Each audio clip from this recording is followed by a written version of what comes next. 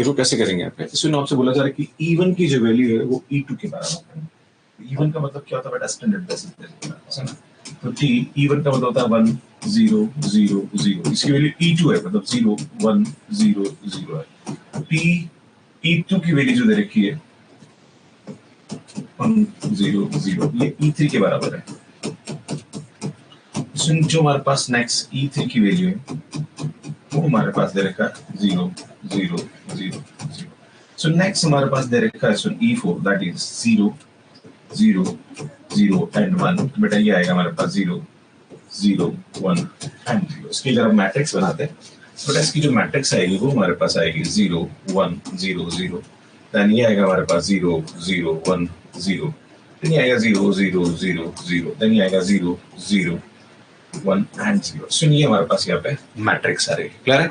अगर आपसे पूछ रहा है कि ये मैट्रिक्स क्या होगी, तो सुन ये जो मैट्रिक्स होगी अगर इसकी रैंक देखें, बट इसकी रैंक यहाँ पे हमारे पास कितनी आएगी ध्यान दीजिएगा, दिस इज नॉट रैंक 3। सुन इसकी रैंक जो आएगी वो 3 नहीं आएगी। क्लियर है? सुन यहाँ पे इसकी जो रैंक आएगी वो 3 नहीं आएगी। क्लियर? क्योंकि रैंक तो हमारे पास यहाँ पे आने वाली है 2।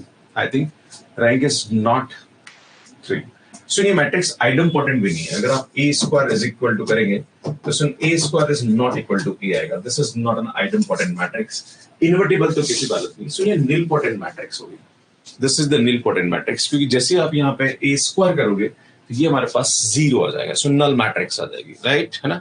सो that's why this is not a idempotent, this is a null matrix, है ना। तो मतलब ये नीलपोटेंट मैट्रिक्स हो जाएगी। ठीक है, तो कैसा लगा आपको ये वीडियो प्लीज कमेंट करके जरूर बताइए, और ऐसे और भी वीडियोस अगर आप देखना चाह रहे हैं तो चैनल को सब्सक्राइब कर लीजिए। यहां जाके आप हमारा ऐप डाउनलोड कर सकते हैं, और यहां जाके जो और भी वीडियोस हैं और भी अलग अलग टाइप के क्वेश्चंस हमने यहां पे सॉल्व करा रखे हैं, तो वो आप यहां पे जाके देख सकते हैं और यहां पे जाके चैनल को सब्सक्राइब कर सकते हैं। आप सभी का बहुत बहुत धन्यवाद। Thank you, bye bye.